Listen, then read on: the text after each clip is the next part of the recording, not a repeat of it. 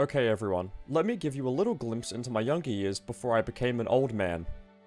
When I was a kid, the only console I had was this dusty Xbox 360 that I received as a gift in 2009.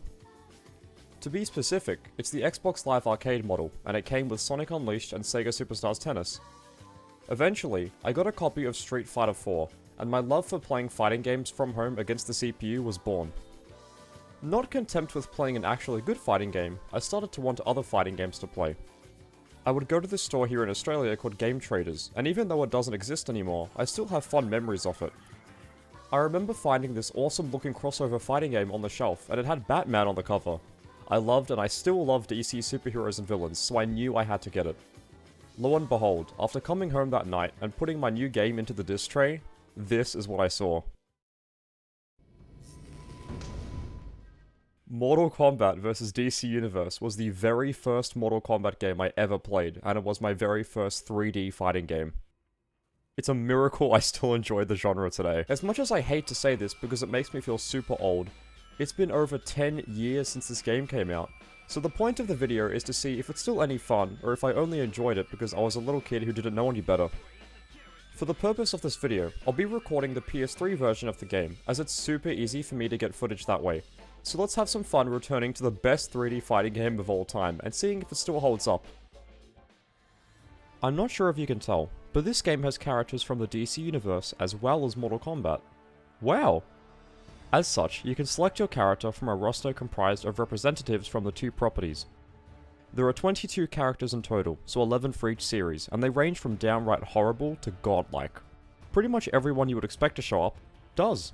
The Mortal Kombat side has classic characters like Scorpion, Sub-Zero, Sonya Blade, Kano, Katana, Raiden, etc. And DC has Batman, Superman, The Flash, Green Lantern, Wonder Woman, and other fan favorites. My only complaint is that I wish there were a few more characters from either side. Cabal, Reptile, Ermac, Goro, or Noob Saibot would have been awesome to see, as well as Scarecrow, Bane, Beast Boy, or Batgirl. I know they're an injustice, but shh, let me have this. They all look pretty cool in-game. Batman and Superman have their awesome outfits, Scorpion and Sub-Zero look exactly like how they should, Sonya Blade and Catwoman are the reason why this video is going to get age restricted, and the Flash also looks awesome, if not a little bit janky in motion. The previous 3D Mortal Kombat games were all from the PS2 era, so they were presented in standard definition, but due to this game being on the next-gen systems, the PS3 and the Xbox 360, it's rendered in glorious 720p. I do have to say this, however. Even though the characters, while looking accurate to their source material, still look jank as hell. I get that this is due to the game's age, but wow, Mortal Kombat vs DC Universe looked way better to me as a kid. The character roster could be a lot better in terms of numbers and overall variety, but honestly, for a jank 3D fighting game from 2008, I'm not too fussed, it could have been a lot worse. Speaking of jank, whoo boy, does this game fit the bill. With the D-pad, you can move left and right, but also crouch and jump, but that's not all. If you use the left stick, you can sidestep or sidewalk into either the background or the foreground. As this game came out after Mortal Kombat Armageddon, it makes sense that developer Midway wanted to keep the same gameplay formula as that game. But as for how the movement feels, honestly, it's not great.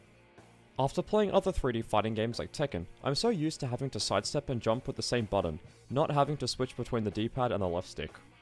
Pressing back twice will give you a backdash, and pressing forward twice will either give you a forward dash or a run, so at the very least, this game does have basic fighting game movement. Also like 3D Mortal Kombat, or like Mortal Kombat in general, is how you attack. You have 1 and 2 for your punches and 3 and 4 for your kicks, so there are 4 attack buttons in total. L1 is your throw, and interestingly, pressing R1 initiates close combat. This is a minigame of sorts, where the objective is to press the same button as the person who initiated it. So for example, if I grab Batman and press triangle to uppercut him, he'll have to press triangle to match what I did and break the throw. If the enemy fails to break 4 in a row, they can eat over 25% worth of damage, so guessing right is crucial. Close combat is one of 4 major gameplay additions introduced in the game, with another one being free-fall combat. If you do a strong move like Scorpion's back 2 near a breakable wall, you can send them flying through like Tekken, but doing so triggers this minigame that's very similar to close combat.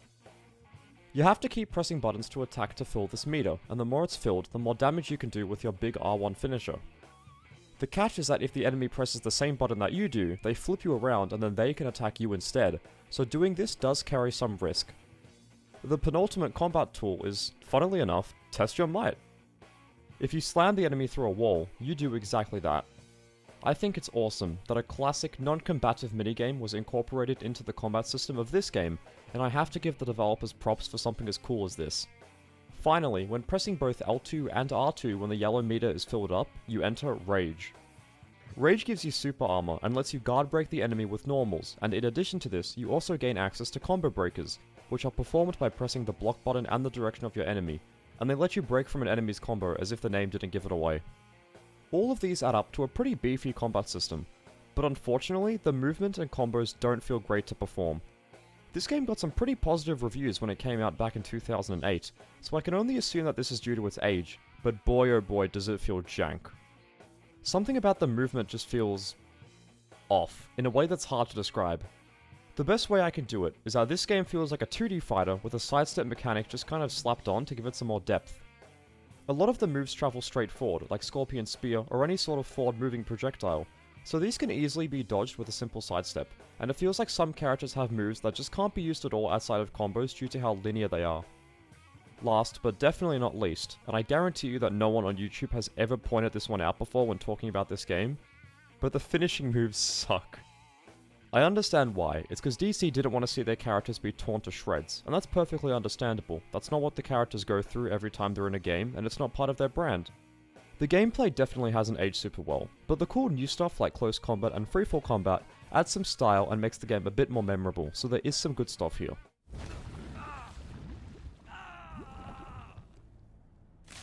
Scorpion wins flawless victory. You know how fighting games nowadays have these really grand cinematic story modes where you watch a cutscene, fight, then watch another cutscene, fight again, and then repeat until it's done? This is pretty much the birth of that formula, and for 2008 it was very ambitious. Starting off, you pick which side you want to play through in what looks like the most awkward high school photo of all time. There are 7 story chapters for the MK side and 8 chapters for DC, for a combined total of 15 chapters. Every chapter has a different character associated with it to provide some character variety, and I still kind of like this mode. Even though this is the hardest frame of all time in all of cinema, the cutscenes and dialogue overall aren't the best, and it's more humorous than serious. The game's plot is non-canon obviously, so while I would love to see Scorpion show up in the Batman 2 now with more Nirvana, it's simply not going to happen unfortunately. But we're getting ahead of ourselves here, so what exactly is the story about? Hey, I'm glad you asked. After Liu Kang defeats Shao Kahn in the original timeline, Superman just so happens to defeat Darkseid, and due to being defeated at the same time, both Shao Kahn and Darkseid somehow combine to become into a new being called Darkhan. Darkhan causes the MK and DC characters to be filled with rage when nearby, making them do 70% launcher combos, making them really angry and want to fight each other for some reason. Due to being the good guys, Raiden and Superman team up and try to defeat Darkhan since he's their common shared enemy. That's pretty much it. When it comes to the game's content, there really isn't much overall. You have the usual fighting game offerings like arcade mode, the previously mentioned story mode, combo trials, and practice mode, but that's pretty much all there is to do if you're playing offline, like how I used to do as a kid. Mortal Kombat games usually have fun minigames like Motor Combat or Chess Combat, but there's nothing like that here unfortunately. But I will say that you can see character bios and view their character models in extras, so at least there's some lore building here in the extra content. You can also unlock character endings by winning with them in arcade mode, and if you beat the story with the MK or DC side, you can unlock Shao Kahn and Darkseid respectively for some extra characters. There's also an online mode, which some people say shut down a while ago, but I found this Reddit post from November 2021 of someone showing how they found a match on Xbox, so who knows, maybe you guys can find a match if you're interested. The game also has combo trials, and these are infamous for being extremely difficult for no reason. From making you input just frames when a spark shows up, to using the word promove, which I'm not even sure is a real word, these combo trials are insane. So many people do combo trial videos for the King of Fighters, but I challenge them to complete the trials in this game, because 99% of human beings cannot. I for one am one of these people, but I did try out every character I could before my hands broke. One thing I also want to mention is that when you go in and out of the menu options, you see this awesome looking scene with Scorpion and Batman play out. This is easily the most stylish and coolest menu I've ever seen in a fighting game, and more games need to do stuff like this with their menus. As a kid, I would always go in and out of the menus to watch it, but now looking back, I find it weird how Scorpion and Batman never actually attack each other. Instead, they just kind of awkwardly sway back and forth, waiting for the other person to throw a punch. Speaking of awkwardness, that's kind of how I would describe this game overall. Going back to it all these years later tells me that this game definitely did not age very well. It still looks alright, and the battle damage characters take when being hit is excellent, but other than that, there's not much here that impresses me as much as it did when I was a kid. I used to think this was the coolest game ever when I was younger, but now I'm just wondering what's up with the characters' faces on the loading screens. Seriously, what's going on here? Even though I see people trash this game and say it sucks, I still kinda like it. It has an overwhelmingly negative reputation as of late for being a jank, broken mess, and while that is indeed the case, I can't knock it, purely because it includes Katana, purely because it's a game I used to love and spent countless hours with. Overall, yeah, it hasn't aged very well, but it's still got some good qualities. Thanks for watching, I hope you had fun, and I'll see you in the next one.